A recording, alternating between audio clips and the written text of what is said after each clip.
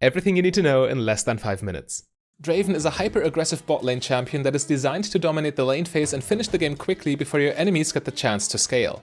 If you manage to convert your early game all-in potential into a kill, you will snowball way harder than any other champion due to your passive. Having good CS is one of the most important objectives for any AD carry player, and even more so during the early game. On Draven, however, getting all your CS and catching all your axes is absolutely crucial, because when you don't manage to stack your passive fast, the payoff will be much lower. You absolutely need that bonus gold, and you need it early because Draven will fall off drastically in the late game. Your main damage spell is Q, and therefore you max it first. W is maxed second, and you leave E at one skill point as you mainly use it for its crowd control. Draven's Q is highly skill intensive because you must constantly be thinking ahead and carefully select your axe locations so your enemies cannot punish you for catching them. Failing to catch your axes will lower your all-in potential momentarily and give your opponents an opening, and it will drain your mana quite quickly. Keep in mind though that it can be necessary to drop your axes when fighting if this allows you to more effectively chase your opponent. Typically you don't catch all your axes in situations like these, as your most optimal damage play is to straight up run at your enemy and hit them with your 2 active axes and then press Q to hit them with a third one. Running your opponents down is further made easier by your W. This move and attack speed steroid perfectly supports your all-in playstyle, as it allows you to get your 3 axes off more quickly and more consistently. The short-term movement speed can naturally also be used to disengage when you get ganked by the enemy jungler. When you play Draven, you have to be expecting a lot of attention in form of jungle ganks, as your opponents want to shut you down early and take away your stacks before you can cash them in. Fortunately, your E spell is an additional safety net and serves as a clean disengage tool when people are trying to get on top of you. You should also use this spell offensively though, as casting it right after you hit your enemy with your first axe will enable you to keep hitting them much more easily. Your ultimate is your finishing move, since the global range allows you to strike down fleeing enemies when they get out of range of your Q-empowered basic attacks. Draven's ultimate reverses its direction automatically after hitting a champion, which allows you to hit them again. However, if you do it that way, your target will have plenty of time to dodge the second hit because your ultimate will overshoot them. It is much better to manually recast the ability just before it makes contact with a champion, since this way the spell's hitbox and your enemy's hurtbox will constantly overlap, which causes the second hit to connect instantly. Draven must get a lead and snowball fast, so your best rune page is Hail of Blades, Taste of Blood, Eyeball Collection and Ravenous Hunter, with Presence of Mind and Legend Bloodlines secondary.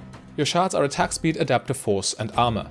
As mentioned above, it is very easy to enable 3 Q-empowered auto attacks in a row, and Hail of Blades makes these 3 auto attacks way more explosive. The Keystone perfectly supplements your basic trading and all-in patterns, and is therefore almost as powerful as pressing the like button. Like most AD carries nowadays, Draven benefits a lot from all the healing runes because they allow you to forego lifesteal in your item build. Especially when you get pressured away from your axes in lane, but also when you want to get multiple W resets during fights, your mana pool can be quite limited. Therefore you need Presence of Mind so you can more consistently cast your combos in the early game. Because Draven so heavily relies on winning the lane phase, you want to get the strongest all-in component available, Serrated Dirk.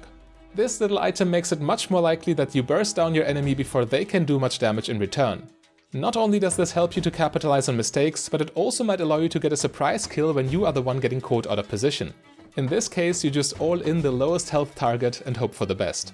From here you want to get your Essence Reaver, then upgrade Dirk to Duskblade, and then upgrade your boots to Berserker's Greaves. Essence Reaver grants you infinite mana for your W resets, allowing you to spam your steroid continuously throughout teamfights and deal massive bonus damage. The combination of Essence Reaver and Duskblade also adds 2 extra bonus attack damage ratios to your burst combo. Due to that, these items are perfect power spikes for your early to mid game, but at the same time they set you up for a very synergistic late game build. Your next item, Lord Dominic's Regards, smoothly supplements your lethality with % armor penetration, which mathematically works extremely well with each other. This item also puts you at 40% crit, allowing for a perfect Infinity Edge purchase. As good as this build looks though, keep in mind that an opposing marksman with the same number of items will always outdamage you in these later stages of the game.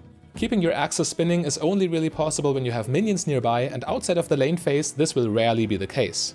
The enemy AD carry will be much more flexible in their engage timings, and their movesets are on average way better suited for the late game than yours.